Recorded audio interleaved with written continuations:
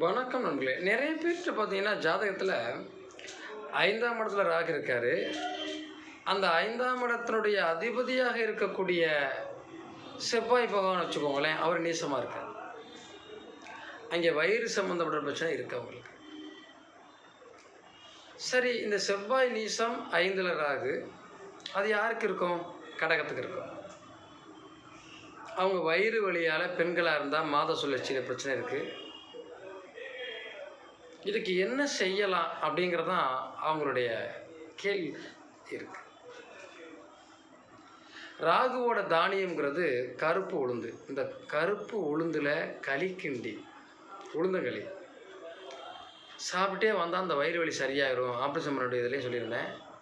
ஒருத்தர் பண்ணாங்க, திருப்பி செக் பண்ணதில் அந்த வயிற்று வலி பிரச்சனை சரியாயிடுச்சு சார், நீ ஒன்றும் சரியாயிரும்ட்டாங்க. டாக்டர் செக் பண்ணல. சந்தோஷம், மகிழ்ச்சி, எனக்கு மகிழ்ச்சி.